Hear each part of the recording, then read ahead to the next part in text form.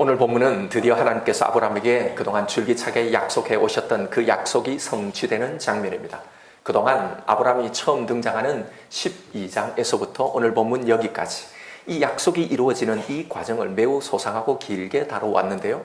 그런데 정작 이 약속이 성취되고 있는 이 대목에서는 아주 신골만치 짧고 담백하게 다루고 있다는 것이 매우 인상적입니다.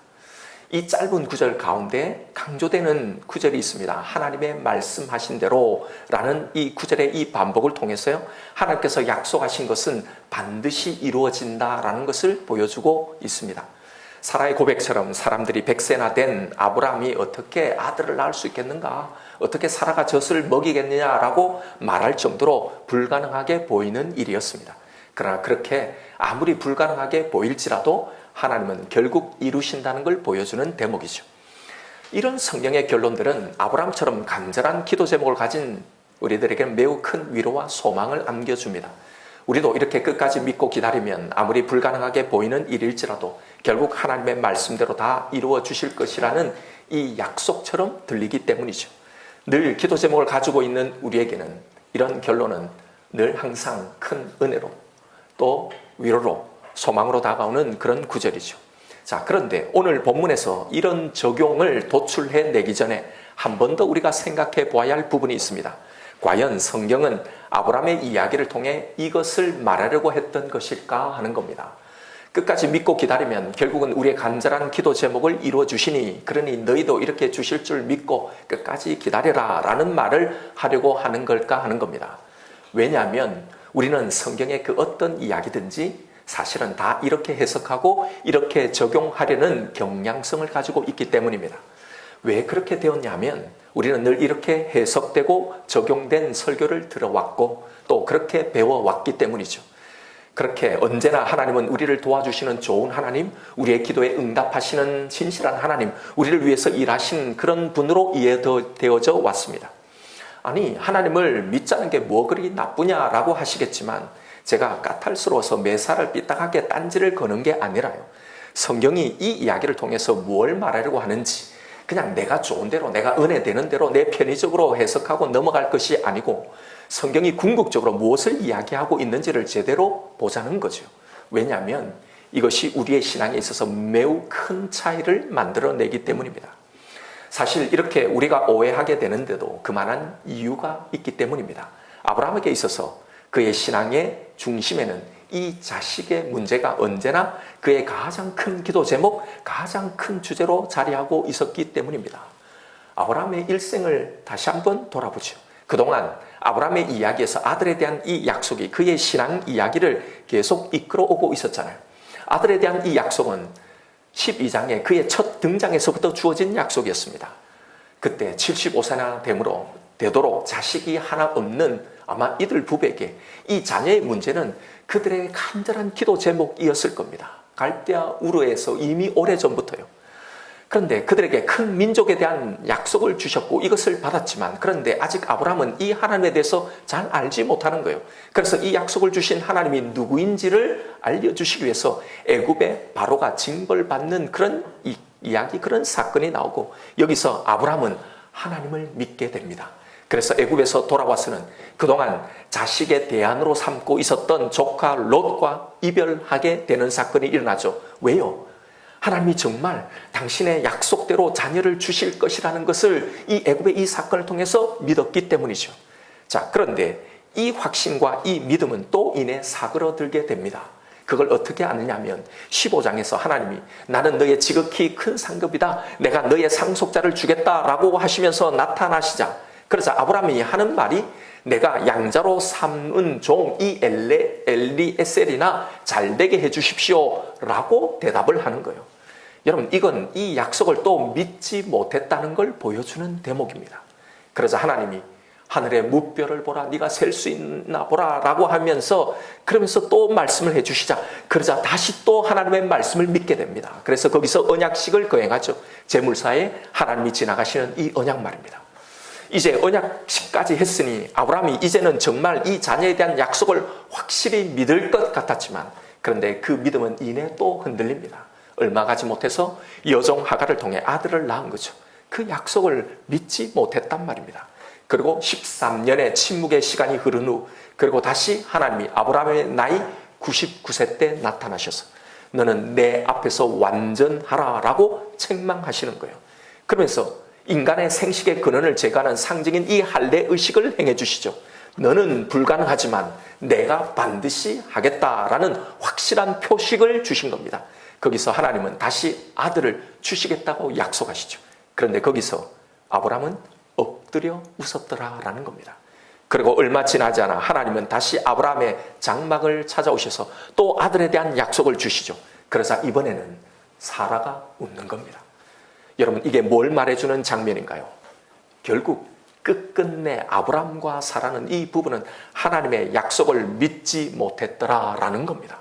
이 약속이 이루어지는 바로 그 직전 그 순간까지도 말입니다. 그리고 1년 후 오늘 본문에서 드디어 지금까지 그렇게 오랜 기간 약속해 주셨던 그 자녀를 주시는 출생의 이야기가 나오게 되는 거예요. 이렇게 보니 아브라함의 모든 이야기는 결국 자식의 이 문제처럼 보입니다. 평생 이 자식의 문제, 이 기도 제목에서 벗어나지 못하는 겁니다. 하나님이 표징을 보여주시면 금방 또 이게 될 것 같아서 또 그렇게 막 간절히 믿고 신나서 신앙생활 하다가 그러다가 기다려도 안 되면 이내 또 좌절하고요. 또 나타나서 하나님이 힘을 주시면 그러다가 믿죠. 그러다가 또 좌절하고 이 반복입니다. 이게 지금까지 우리가 확인한 아브라함의 이야기란 말입니다. 여러분, 이 모습이 누구의 모습처럼 보이나요? 예, 바로 우리의 모습, 우리의 신앙생활을 그대로 보여주고 있는 것 같습니다. 아브라함에게 있어서 자신의 가장 큰 필요요, 이 자녀의 문제가 그의 신앙과 그의 신앙생활을 이끌어가는 것처럼요. 우리의 신앙생활에서도 그때그때의 우리의 기도 제목, 우리의 소원, 우리의 비전이 내 신앙의 가장 큰 자리를 차지하고 있었던 거죠. 살아가면서 우리는 여러 가지 문제를 만나면 그때마다 우리는 우리를 도와주시는 이 전능의 하나님을 믿고 그 하나님께 기도하며 그 문제를 해결하려고 애를 쓰고 노력합니다. 그것을 이루어 주실 하나님을 믿다가 그러다가 확실히 생기면 막 뜨겁게 기다가 그런데 이게 이루어지지 않으면 또 넘어지고 좌절했다가 또 어떤 다른 문제를 통해 나타나서 힘을 주시면 또 막 믿었다가 또 넘어졌다가 우리의 평생의 신앙생활도 매번 우리에게 일어나는 그때 그 문제들을 가지고 이 기도 제목들을 가지고 이런 반복을 하며 지내왔다는 거예요. 이 반복의 과정에서 우리를 다시 이렇게 세우고 우리에게 힘을 주고 다시 믿게 했던 주된 역할은 오늘 본문과 같은 말씀이죠. 결국은 아들을 낳게 된다. 결국은 이것이 이루어진다라는 말씀입니다. 성경에 등장하는 위인들의 삶은 이런 우리의 믿음을 더욱더 강화해주는 그런 역할을 해왔습니다. 그들의 인내로 결국은 하나님의 응답과 하나님의 그 축복을 받는 이 성공적인 삶이 우리의 신앙의 모델이 되어 있었던 거죠. 이런 이야기들은 우리도 포기하지 않고 믿음에 실패하지 않으면 끝까지 기다리면 응답받을 거라는 이 확신을 우리에게 더해주죠. 그래서 우리는 언제나 성경의 이런 이야기를 듣고 읽으면 그래, 나에게도 이렇게 응답하실 그 하나님을 끝까지 믿자라는 결론으로 귀결되는 겁니다. 아니, 하나님을 신뢰하고 믿자는 게 뭐가 그리 나쁜가요? 결국 성경의 모든 이야기도 이걸 이야기하고 있는 것 아닙니까? 예, 맞습니다. 그런데요, 우리의 이 신뢰와 성경이 말하는 신뢰, 하나님이 우리에게 요구하는 그 신뢰가 언제나 같지 않다는 게 문제죠. 우리는 언제나 이 문제를 공을 들여서 분별해야 하는데 사실은 우리의 신앙에서는 이것에 취약한 겁니다. 과연 하나님을 끝까지 믿으면 응답받는다. 이것이 성경의 이 위인들을 우리에게 들려주면서 우리에게 주시고자 했던 메시지였을까요? 결론적으로 말씀드리면 아닙니다. 전혀 아닙니다. 비슷하지도 않습니다. 여러분, 아브라함의 전 일생을 통해 우리가 내리는 이런 해석과 이런 적용이요, 우리의 신앙에 얼마나 많은 폐해를 안겨주고 있는지를 우리는 분명히 알아야 합니다. 왜 이런 해석과 왜 이런 적용을 하면 안 되는지, 왜 이것이 잘못되었는지를 말씀드릴게요. 첫 번째 이유입니다. 아브라함은 끝까지 믿지 않았습니다. 앞에서 아브라함의 이야기를 성경이 어떻게 진술하고 기록하고 있는지를 우리는 분명히 확인했잖아요. 끝까지 믿은 것이 아닙니다. 오히려 마지막 그 순간까지 믿지 못했다는 걸 이야기하려고 했던 거예요. 그래서 그렇게 받은 아이의 이름을 이삭이라고 웃음이라고 지으라고 하신 거잖아요. 와라, 너는 끝까지 믿지 못했지라는 걸 확인시켜주는 이야기란 말입니다. 성경의 이야기는 인간의 믿음을 말하지 않습니다. 아니, 오히려 인간의 불신을 확인시켜주는 이야기예요. 이걸 족장들의 이야기, 선민인 이스라엘의 백성들의 이 역사를 통해서 확인시켜주는 거예요. 이게 구약의 내용입니다. 그런데 왜 그들은 결국은 다 족장들의 이야기를 보면 다 아들을 받고 거부가 되고 높은 자리 국무총리에 올라가고 형통하고 잘 되는 것으로 끝날까요? 여기에 우리는 오해를 하지만 이건 누누이 말씀드렸다시피 성경이 말하는 믿음으로 얻어지는 이 상급, 결국에 주어지는 그 축복은 이 땅의 것, 우리의 소원, 우리의 기도 제목을 말하지 않는다는 겁니다. 성경이 말하는 건 결국 우리의 불신, 우리의 믿음 없음, 우리의 도무지 자격 없음에도 주시는 하나님의 이 구원, 이 은혜를 말하려고 한다는 겁니다. 그래서 끝까지 믿지 못했던 아브라함과 사라에게 결국은 약속하셨던 아들을 주시죠. 여러분, 그런데 이 아들이 누구를 예표하는 거였습니까? 예수 그리스도잖아요. 여러분, 아브라함과 이삭과 야곱과 요셉, 다윗 이런 인물을 통해 바로 이것을 계시하시려고 했던 겁니다. 그래서 끝까지 불신하고 거역하고 배반했던 이 이스라엘의 역사가 나오고, 그럼에도 불구하고 이걸 회복하고 구원하신다는 이야기잖아요. 이게 구약의 족장들의 이야기였고 그 이후에 이스라엘의 역사 속에서 바로 이걸 말하려고 했던 거예요. 이게 그 내용입니다. 그게 뭔가요?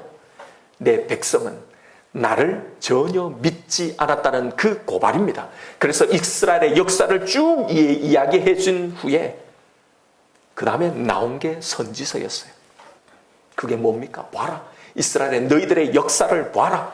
그 내용이 이스라엘의 불신을 고발한 겁니다. 그리고 그 후에 그럼에도 내가 너희를 사랑한다. 내가 너희를 구원하고 회복시키겠다라는 그 이야기잖아요. 여러분, 아브라함과 사라는 끝끝내 온전히 믿지 못했습니다. 믿어서 아들을 받은 게 아니라요, 하나님의 은혜로 용서로 받은 거란 말입니다. 고로 여러분, 끝까지 믿으면 응답받는다는 이 적용은 성경이 말하는 바가 전혀 아니라는 말입니다. 둘째로 오늘 본문에서 강조된 이 말씀이 무엇인지를 보십시오. 아브라함이 믿은 대로, 아브라함이 기도한 대로가 아니고 무엇이었습니까? 하나님의 말씀대로였던 거예요. 아브라함의 간절한 소원이 성취되는 이 장면에서, 그래서 1절, 2절 이 짧은 2절에 말씀대로란 말이 그래서 세 번이나 나와 이걸 강조하고 있는 거예요. 하나님은 아브라함의 기도 제목, 그의 간절한 소원을 이뤄주신 것이 아닙니다. 그게 아니라 당신이 하신 그 약속, 당신이 하신 그 말씀을 이루셨다는 사실이에요. 성경은 이걸 분명히 하고 있는 겁니다. 고로 우리가 오늘 본문의 말씀을 끝까지 믿으면 다 응답받는다, 다 이루어진다는 것으로 적용하려고 한다면, 그러면 먼저 우리가 해야 할 게 있습니다. 과연 지금 내가 바라고 지금 간절히 기도하고 있는 그것을 하나님이 말씀하셨느냐, 이걸 먼저 확인해야 하는 거예요. 지금 내 기도 제목이 내가 믿고 있는 이것이 하나님이 나에게 말씀한 것이냐, 이게 내 욕심인지 내 바람인지 나의 영광인지 아니면 정말 하나님의 뜻인지를 확인해야 하는 거예요. 그런데 우리는 이 작업을 진지하게 하지 않습니다. 그냥 내가 잘 되는 게 하나님께도 좋을 거라고 그렇게 그냥 믿고 가는 겁니다. 아니에요.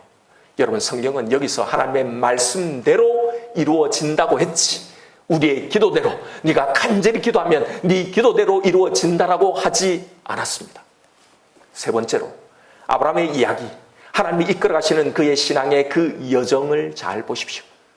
그 여정은 오늘 본문 자신의 기도 제목이었던, 평생의 기도 제목이 되었던 그 아들을 받는 것으로 끝나지 않는다는 거예요. 거기서 끝나지 않고 여기서 더 나아간다는 사실입니다. 아브라함에게 아들에 대한 이 약속은 그것이 그의 소원이고 그의 평생의 기도 제목이 되어서 이 기도 제목을 응답받는 것, 그것이 그의 신앙생활의 가장 큰 중심이 되어서 살아갔지만, 그는 그것을 붙들고 살아갔지만, 그러나 정작 하나님은 그걸 통해 전혀 다른 것을 만들어 가셨다는 사실입니다. 즉, 궁극적으로 하나님의 의도하신 목적은 단순히 아브라함에게 아들을 주는 것이 아니었다는 사실입니다. 결국 오늘 이 기도의 응답 이야기가 어떻게 귀결되는지를 보십시오. 아들을 얻는 것으로 끝나지 않아요. 그렇게 응답받은 이 아들을 포기하는 것으로 간다는 겁니다. 결국에 하나님은 그동안 아브라함의 삶과 그 신앙의 목표점이었던 이 아들을 포기하는 그 자리까지 이끌고 가신다는 거예요. 이것이 아브라함의 이야기의 궁극적인 결론, 궁극적으로 아브라함을 이끌어 가신 그 목적지라는 겁니다. 하나님은 단순히 늙은 아브라함에게 아들 하나 주시기 위해서 지금까지 이렇게 그의 인생을 이끌고 오신 것이 아니라는 거예요. 마찬가지로 하나님이 우리로 하여금 당신을 믿게 하시고 이렇게 우리를 이끌어 가신 거기에는 단순히 나를 믿으면 너의 간절한 그 소원을 이루어질 거고 너의 기도 제목을 들어준다는 여기에서 끝나는 게 아니라 이것보다 훨씬 더 큰 목표와 더 크고 본질적인 계획이 담겨 있다는 겁니다. 여러분, 이것은 우리 신앙의 매우 중요한 기준점이자 목표점을 제시해주는 대목이에요. 그런데 우리는 다 이 이삭에서 멈춥니다. 그것이 우리의 신앙의 최종 목표입니다. 간절히 기도해서 하나님의 응답받는 것, 이게 우리의 가장 이상적인 신앙으로 자리 잡고 있는 것. 이삭을 받는 것이 우리의 기도의, 우리의 믿음의, 우리의 신앙의 최종 목표가 다 되어버려 있는 겁니다. 그러니 신앙생활하며 살다가 내 인생에, 내 삶에 어떤 문제가 생기면 기도로, 믿음으로, 내 신앙으로 그것을 해결하며 살아가는 것이 교회를 다니는 사람들, 예수를 믿는 사람들, 하나님을 신앙하는 그 신앙인들의 가장 상징적이고 가장 대표적인 모습이 되어 있는 겁니다. 그래서 사실 교회 안에, 온통 그 안에 행해지는 그 설교 안에, 또 그런 가운데 신앙생활은 우리의 신앙생활 안에는, 그 안에는 이 기도 제목, 그리고 응답이라는 이 주제를 제외하면 죽어서 천국 간다는 것 외에는 거의 남는 게 없는 겁니다. 여러분, 곰곰이 우리의 신앙생활을 한번 점검해 보십시오. 여러분, 언제 우리에게 기도 제목이 없었던 적이 있나요? 예수를 믿기 시작하면서부터 기도 제목이 없었던 그런 신앙생활이 있습니까? 보세요. 우리의 신앙을 이끌어 왔고 우리의 기도를 다 이끌어 갔던 것이 무엇인가? 바로 그때의 이삭이었던 거예요. 내 소원이었던 거예요. 내 기도 제목이었던 거예요. 우리가 학창시절에, 특별히 고3 때 무엇이었습니까? 좋은 대학에 가는 거예요. 대학을 졸업하면 무엇입니까? 좋은 회사에 취직하는 거였고, 그 다음에는 좋은 배우자를 만나는 게 기도 제목이었고, 그 다음에는 내 자녀에 대한 문제였어요. 그 다음은 내 승진, 내 사업의 평안함, 내 삶의 평안함, 내 건강이었어요. 그리고 그 중간중간 사이에 발생하는 크고 작은 그 사건, 사고들을, 그 문제들에 대한 기도 제목, 이것으로 온통 다 뒤덮여 있지 않습니까?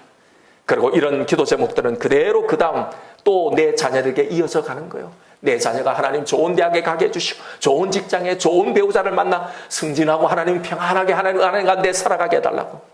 여러분, 이런 것들이 바로 그때 우리의 신앙의 최종 목표였던 거예요. 이런 은혜를 받아 누리는 것, 이런 기도 응답을 받는 것, 다 이런 것으로 하나님과 관계하고, 이런 것들이 하나님과의 관계 대부분, 하나님과 하는 대화의 대부분을 차지하면서 이런 것으로 신앙생활을 했던 겁니다. 여러분, 가만히 보십시오. 내 신앙생활에 이런 것들을 빼면 뭐가 남는지를 말입니다. 지금 당장 내게 있는 기도 제목을 빼버리면 하나님과 대화할 것, 하나님과의 대화에서, 하나님 관계에서 말할 게 뭐가 남아있는지 말입니다. 여러분, 우리의 신앙의 진짜 내용은 그것이 아닙니다. 아니, 그것이 되어서는 절대 안 되는 겁니다. 왜냐하면 이삭의 출생, 드디어 고대하던 그 기도의 응답, 이것이 아브라함 이야기의 마지막 결론이 아니기 때문입니다. 아브라함은 우리의 신앙의 여정을 보여주는 인물이라고 했잖아요. 하나님이 우리를 어떻게 선택하시고 어떻게 이끌어 가셔서 구원에 이르게 하시는지, 우리의 신앙을 어떻게 성장해 가시는지, 그 신앙의 여정을 보여주는 모델로 등장한다고 했잖아요. 이런 아브라함의 이야기의 클라이막스는 그가 그렇게 고대하고 기다리던 그걸 결국은 얻어냈더라, 기도의 응답을 받았더라가 아니고, 그렇게 얻었던 자신의 전부가 되어왔던 그것마저도 하나님을 신뢰함으로 포기할 수 있는가의 문제로 가기 때문입니다. 간절한 기도와 그 기도를 응답받는 이 신앙의 구조는요, 사실은 성경이 말하는 신앙이 아닙니다. 오히려 하나님을 정말로 믿기에 이제는 그 간절한 내 소원을 포기할 줄 알아야 한다는 게 성경이 말하는 믿음입니다. 성경이 말하는 하나님에 대한 신뢰는 바로 이것을 말하는 겁니다. 오늘날 우리의 신앙을 다 잠식하고 있는 그 간절한 기도와 그것에 대한 응답이라는 이 신앙의 패턴, 이 구조는요, 결코 성경에서 파생된, 성경에서 나온 개념이 아닙니다. 이건 철저하게 이방 종교에서 나온 것이라는 걸 알아야 합니다. 이방 종교의 종교성인 간절한 기도와 소원 성취의 이 구조, 이 패턴이 교회에서는 끝까지 믿는 믿음과 그 기도 응답으로 둔갑해 있는 겁니다. 성경에 들려주는 아브라함의 이야기를 여러분 다시 찬찬히 한번 보십시오. 끝까지 기다리며 간절히 기도해서 아들을 얻었다 해서 그 기도 응답을 받았다 해서 끝나지 않고 결국은 그렇게 받은 아들마저도 기꺼이 바치는 것으로 그의 신앙을 이끌고 가시잖아요. 왜냐하면 간절한 기도와 응답이라는 이런 신앙에서는요, 결코 성경이 말하는 그 믿음, 하나님이 우리에게 요구하시고 원하시는 그 신뢰가 절대로 만들어지지 않기 때문입니다. 아무리 5만 번 이상 기도 응답을 받는다 할지라도, 아무리 놀라운 응답의 간증이 넘쳐날지라도 여전히 그 후에 또 5만 한 번째 기도 제목이 우리에게 필요하게 된단 말입니다. 하나님은 우리의 기도에 응답하시는 걸로 우리에게 당신이 원하시는 그 믿음을, 우리의 신앙을 만들어내시지 않습니다. 수요 성경 공부 때 이 이야기를 좀 나눴는데요. 요한복음 2장에 가보면 예수님이 예루살렘에 계시면서 몇 가지 이적들을 이스라엘 백성들에게 보여주십니다. 요한복음 2장 23절이요. 6월절에 예수께서 예루살렘에 계시니 많은 사람이 그의 행하시는 표적을 보고 그의 이름을 믿었으나. 그러니까 표적을 행하니까 그제서야 사람들이 예수를 믿었다는 거예요. 표적을, 기적을 보고요. 많은 사람들이. 그런데 그 다음 말씀을 보십시오. 24절에 많은 사람들이 믿었으나 그러나 예수는 그의 몸을 그에게 의탁하지 아니하셨으니 이는 친히 모든 사람을 아시며. 여기에 표적을 보고 예수를 믿었던 이 무리들의 신앙에 대해서 기도 응답을 받고 그것을 신앙이라고 생각하는 그 사람들에 대한 예수님의 분명한 평가가 나옵니다. 예수님이 그의 몸을 그들에게 의탁하지 아니하셨다. 여기서 의탁하단 말은 믿다라는 단어예요. 즉 표적을 보고 많은 사람들이 예수를 믿었지만 정작 예수님은 그들을 믿지 않았다라는 말입니다. 이게 표적을 보고 기도 응답을 받고 믿는 사람들의 믿음에 대한 예수님의 평가라는 겁니다. 예수님은 그들의 믿음을, 그들의 신앙을 믿지 않습니다. 보세요.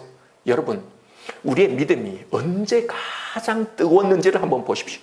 기적을 체험할 때죠. 간절히 내가 기도하는 그 기도에 대한 응답을 받을 때였습니다. 절대로 안 될 거라는 그 일들이 기도하면서 우리가 내 삶 가운데 일어날 때 불치의 병이 고쳐지고 끝이라고 생각했던 그 일들이 기적적으로 해결될 때입니다. 네 실력으로는 도무지 불가능하다고 했던 그 학교에, 그 직장에 합격하고 불가능했던 내 계획과 내 프로젝트가 성공할 때입니다. 이때는 미치는 거죠. 당장 하나님 위해서 죽으라면 그 자리에서 죽을 수 있을 정도로 우리의 믿음이 폭발하게 되는 거예요. 여러분, 이때만큼 잘 믿을 때가 언제 있겠어요? 옆에 있는 사람이 다 대입 버릴 정도로 뜨겁죠. 그런데 보십시오. 우리가 믿음 생활이라는 걸 시작하고 그 믿음이 이렇게 가장 크다고 생각할 때, 가장 좋다고 생각하는 이 믿음을 예수님은 믿지 않으신다는 겁니다. 왜 안 믿으시겠어요? 이 믿음은 진짜 믿음이 아니라는 걸 하나님은, 예수님은 아시는 겁니다. 이 말은 결국 우리의 필요를 채워주는 그런 기적들, 그런 기적 같은 우리의 기도의 응답들은 진정한 믿음을, 성경적 믿음을 만들어내지 못한다는 겁니다. 우리가 이런 기적을 체험하고는 하나님은 정말 참신입니다. 진짜 하나님은 전능하신 분입니다. 내가 진짜 이제야 알았습니다. 내가 다시는 의심하지 않겠습니다. 아무리 우리가 호들갑 떨면서 하나님을 증언하고 간증한다 한들 이건 진정한 믿음이 아니라는 겁니다. 왜요? 우리들 속에 무엇이 있는지, 그런 우리의 이 믿음의 실체가 어떤 것인지를 아시기 때문입니다. 그래서 당신 자신을 믿어달라고, 하나님 응답해 주시면 내가 믿겠다고, 기적을 보여주시면 믿겠다고 하는 우리의 이 요청에 응하시지 않는 겁니다. 왜요? 그렇게 아무리 해도 진짜 믿음이 결코 생기지 않는다는 걸 아시기 때문이에요. 여러분, 수많은 기적을 본 베드로, 그걸 직접 체험한 제자들의 이 믿음을 한번 보십시오. 다 그들은 결코 우리는 주님을 떠나지 않겠습니다라고 말했어요. 그런데 결국 다 도망가잖아요. 당시에 그렇게 많은 기적을 체험하고 예수님을 찾으러 나온 수많은 사람들을 한번 보십시오. 그 기적을 보고 무수히 많이 나온 그 사람들이 나중에 결국 십자가 예수를 못 박으라고 외친 겁니다. 자신들이 기대했던 그 메시아가 아니고 이제는 아무런 힘도 없이 여기저기 끌려다니자 자신의 소원 기도에 응답할 수 있는 능력이 없다고 생각하자 그런 믿음이 돌변해서 예수를 죽이라고 했던 거잖아요. 여러분, 이게 더 멀리 갈 게 있습니까? 이게 바로 우리의 모습이잖아요. 우리의 모습이 이걸 증명해 주잖아요. 우리가 하나님과 좋았던 때가 있었죠. 여러 가지 신비한 일들을 경험하고 기도한 것들이 응답되어지면서 우리는 믿음을 시작하고 그렇게 살았던 것. 믿는 것 같았습니다. 믿음이 좋았던 것 같았어요. 그래서 교회 나오고 예수를 믿고 봉사하면서 섬기기도 하고 기도 생활도 하고 이렇게 신앙생활 해왔습니다. 그런데 어느 순간 시들해지는 거예요. 왜요? 기도해도 믿어도 내가 기대했던 삶의 상황들이 아니기 때문이죠. 그리고 어느 순간 섭섭한 마음들이 찾아오고 침체하고 무기력해지고 우울감이 우리의 신앙을 잠식하고 있는 겁니다. 하나님을 믿는다고 하면서도요. 여러분, 기도 응답을 요구하는 신앙은 반드시 또 다른 기도 응답을 요구하게 되어 있어요. 오병이의 기적을 체험했던 사람들이 예수께 나와 요구한 게 무엇인지 아십니까? 또 다른 표적이었어요. 그렇게 많은 기적을 보고도 또 다른 기적이 필요한 겁니다. 여러분, 이게 뭘 보여주는 겁니까? 이런 신앙은 결코 온전한 믿음에 도달하지 못한다는 거예요.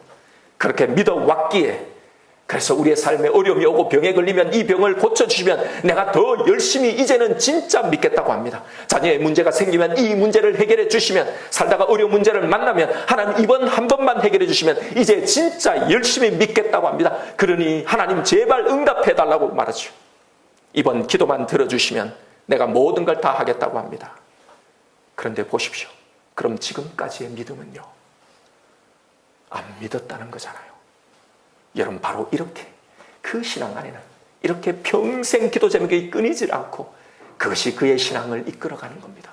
무수히 많이 하나님 앞에 기도하지만, 아니 무수히 많이 그렇게 응답받고 그렇게 살아왔지만 사실은 매일매일 불안한 겁니다. 왜요?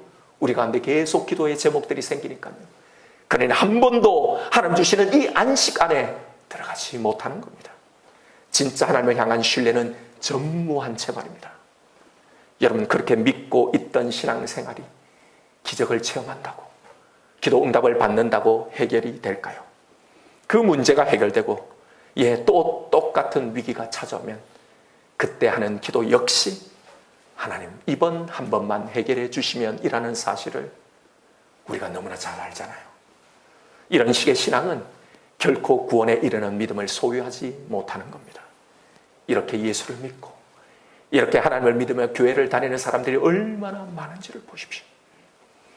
우리는 기적이라는 것이 때로는 지친 우리의 신앙생활에 담비와 같은 그런 소망이고, 아니 100마디 어떤 설교를 듣는 것보다 100마디 그 말보다 한방 일어나는 이 기적이, 이 기력적인 이런 기도 응답이 정말로 필요하고 너무나 절실하고 이게 가장 우리의 큰 위로가 되는 것 같지만 아닙니다. 이런 것이 우리의 진정한 믿음을 결코 만들어내지 못합니다. 예수님은 이런 믿음을 전혀 믿지 않으신다고 했습니다. 그런 믿음은 나와 아무 상관이 없다고, 불법을 행하는 자들아 나에게서 다 떠나라고 최후의 심판을 상징하는 그 비유에서 분명히 말씀하신 거예요. 그럼 여러분, 성경이 말하는 그 믿음, 하나님을 향한 그 신뢰는 과연 어떤 믿음, 어떤 신뢰를 말할까요?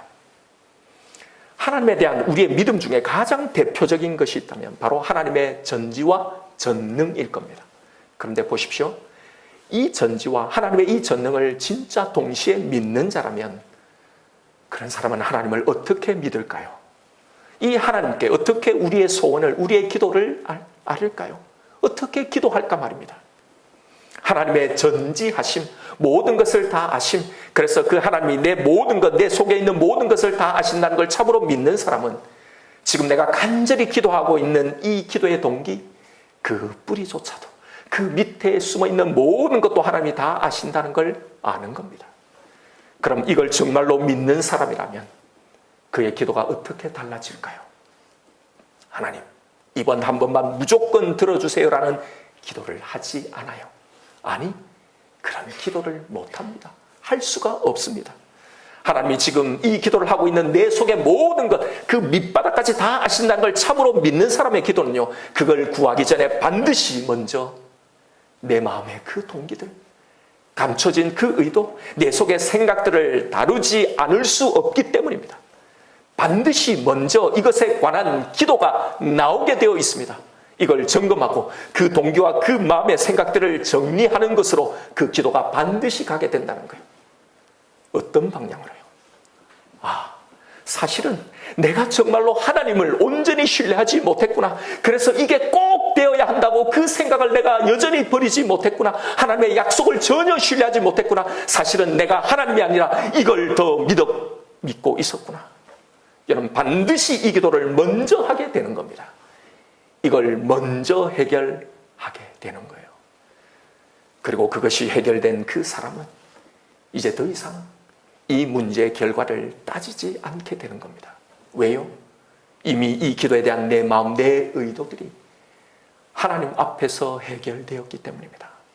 내 속을 아시고 이 모든 일의 결국을 다 아시고 이것이 어떻게 나에게 선한 것이 될 것인지를 다 아신 그 하나님의 전능을 내가 믿기에요. 그래서 기도하되 감사함으로 할 수 있는 거고, 기도하되 신뢰함으로 할 수 있는 거예요. 그 어떤 결과 있어도 주님을 신뢰하게 되는 겁니다. 그런 신앙인의 기도는요, 이제 더 이상 하나님, 이걸 꼭 해결해 주세요. 이걸 꼭 도와주세요. 그러면 내가 이제 더 잘 믿겠습니다. 이것 해주시면 내가 이것 바치겠습니다라는 기도를 하지 않아요. 하나님, 설령 내가 기도한 대로, 내가 기도대로, 기대대로 되지 않아도 제가 하나님 끝까지 당신의 이 선하심, 당신의 이 신실하심을 놓지 않게 도와주세요라는 이 기도로 나아가게 되어 있는 거예요. 그러니 여러분, 그런 신자에게는 이제 더 이상 기적이 필요치 않는 겁니다. 꼭 내 바람대로, 내 기대대로, 내 의도대로 응답받는 것이 그렇게 그 신앙의 간절한 목표가 되어 있지 않는 겁니다. 그러니 모든 것을 맡길 수 있는 거예요. 기도하되 맡기고 기도할 수 있고, 기도하되 연연해하지 않는 겁니다. 기도하되 초조해하지 않고 불안해하지 않고 조급한 기도를 하지 않는 겁니다. 여러분, 이게 성경이 말하는 믿음이고 이것이 하나님이 우리에게 목표하신 그 신앙의 지점인 겁니다. 고로 이게 되지 않고 무조건 응답만, 무조건 기적적인 해결만을 기도하는 그 사람은요, 사실은 하나님을 믿는 게 아닙니다. 하나님이 필요한 게 아니라 그의 전능의 힘이 필요한 겁니다. 여러분, 이게 믿음인가요? 이것이 신앙이라고 할 수 있을까요? 예수님은 분명히 아니라고 하신 겁니다. 그래서 간절한 기도, 그리고 이에 대한 응답이 신앙생활의 그 주된 패턴이 되어버린 그 신앙이 매우 위험하다는 겁니다. 어떤 소원이 생기고 해결해야 할 그 문제가 생기면 열심히 기도해서 응답받는 것, 여러분, 이건 믿음이 신앙생활이 아닙니다. 진정한 믿음은 절대로 결과에 연연해하지 않습니다. 그런 기도를 드리지 못합니다. 여러분, 믿음을, 신뢰를 한마디로 정리하면 하나님 안에서의 자족입니다.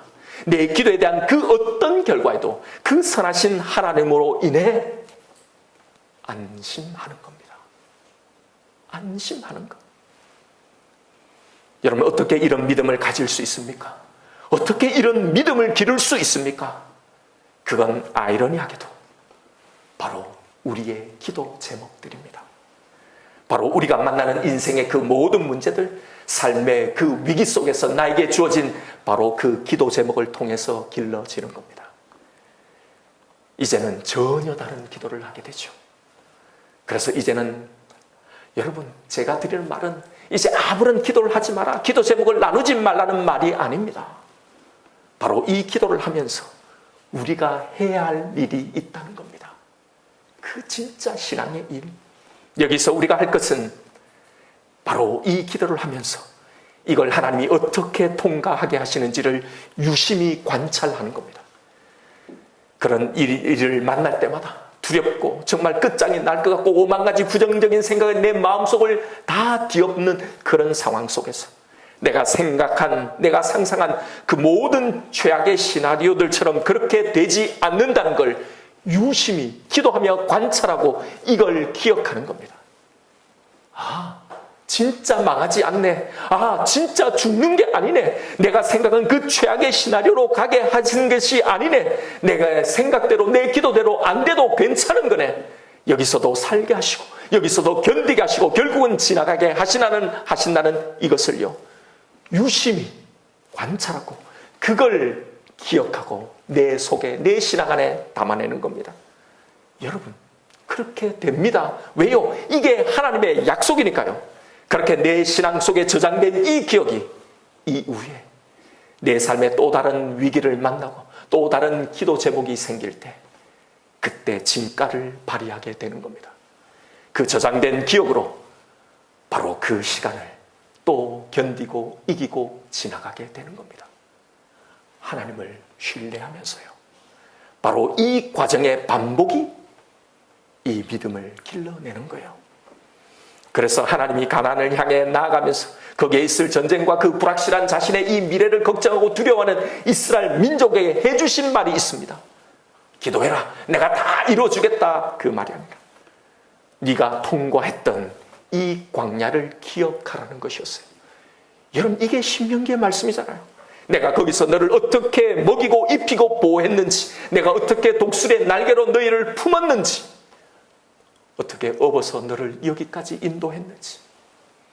여러분, 신앙생활이란 매번 또 다른 기적을 간절히 구하며 가는 것이 아니라요, 이 기억을 가지고 바로 이 경험을 하나하나 해나가며 이 기억을 내 신앙의 삶 속에 쌓아가는 삶인 겁니다. 바로 이 경험들이 그 어떤 상황 가운데서도 하나님이 나와 함께 하심을, 그 신실하심을 믿는 이 믿음을 길러내는 거예요. 여러분, 이게 바로 신앙생활입니다. 기도의 제목이 이끌고 가는 신앙생활이 아니라, 여러분, 혹시 현재 기적과 이적을 간절히 바라는 것이 있습니까? 너무나 나에게 간절한 그런 기도 제목이 있습니까? 혹은 아무리 기도해도 해결되지 않아 낙심하고 의심하고 그래서 원망하고 섭섭하고 우울함 가운데 있는 분들이 있나요? 여러분, 왜 그러면 먼저 왜 이런 일이 일어날까를 깊이 생각해 보십시오. 죽이시려는 게 아닙니다. 바로 이 믿음을, 바로 이 평강을 우리에게 주시기를 원하는 겁니다.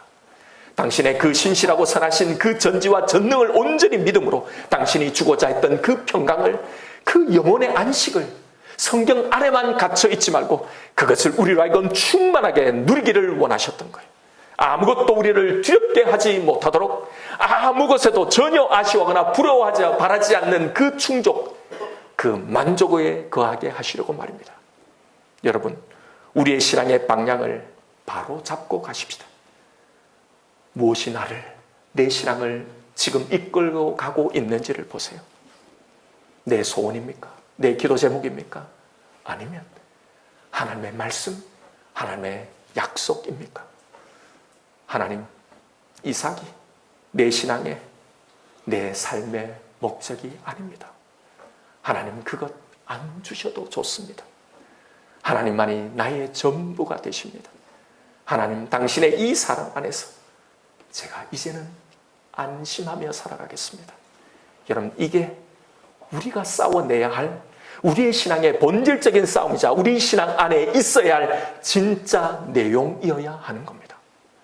여러분, 지금 있는 이 일을 가지고 바로 이 훈련을 하십시오.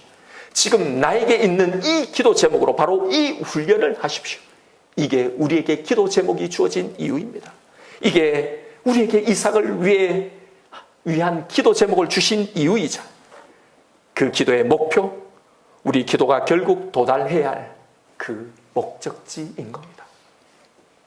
여러분, 응답을 목표로 삼지 마십시오. 성경의 바로 이 목표, 하나님의 이 목표가 내 기도의 목표, 내 신앙의 목표가 되시는 이 신앙의 길을 향해 담대히 걸어가시는 저와 여러분, 우리가 되기를 주님의 이름으로 축원드립니다. 이 시간 오늘 주신 말씀 붙들고 우리 하나님 앞에 기도하십시다. 예수님의 행하신 이 이적을 보고 많은 사람들이 믿노라고 나왔습니다. 그런데 예수님은 그들의 믿음을 믿지 않는다고 했습니다.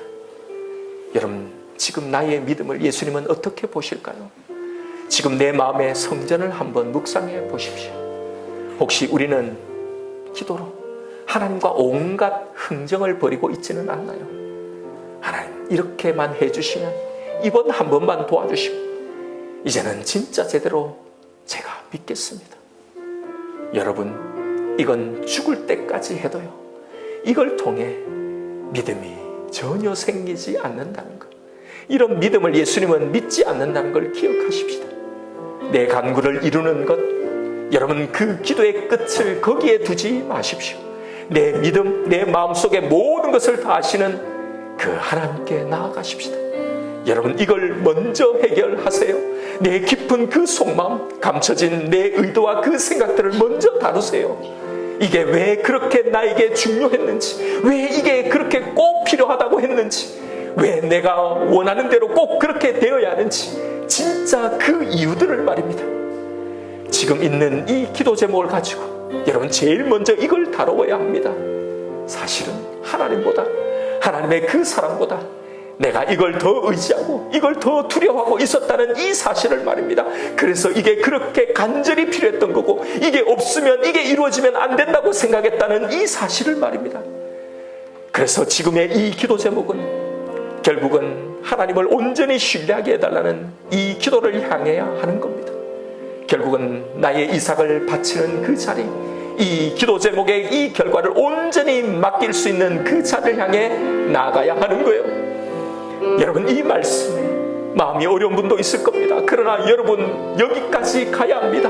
꼭 여기까지 가야 합니다. 왜냐하면 여기가 하나님이 주신 이 복음의 능력, 이 축복을 진짜 누리는 지점이기 때문입니다. 여기까지 가지 못하면 성경의 이 모든 축복을 우리는 하나도 누리지 못합니다. 가짜 평안입니다. 여러분, 나의 기도의 끝은 그 목적지를 더 넓히십시오. 지금 내게 있는 이 모든 기도 제목들은 바로 이걸 확인하고 누리라고 주신 것들임을 믿으십시오. 죽지 않아요. 망하지 않습니다. 이것이 진심으로 고백되어질 때 세상이 줄 수 없는, 내 소원의 성취가 줄 수 없는 그 하늘의 평강이 나에게 임하게 되는 겁니다. 내 신앙 안에 그것을 누리며 살 수 있는 거예요. 이 기도에 도달할 때 세상이 감당하지 못할 그 힘과 그 기쁨과 그 능력이 내게 이루어지는 겁니다. 이 시간 기도하십시다. 하나님, 이제 이 기도를 향해 나아가겠습니다. 내 신앙이 더 이상 기도의 응답으로 유지되는 그런 신앙이 아니라 하나님의 이 구원을, 이 사랑을 충만히 누리는 그 신앙을 향해 나아가게 하여 주옵소서. 이 시간 나에게 주신 말씀이 있을 겁니다. 우리 이 말씀 붙들고 하나님 앞에 기도하며 나아가십시다.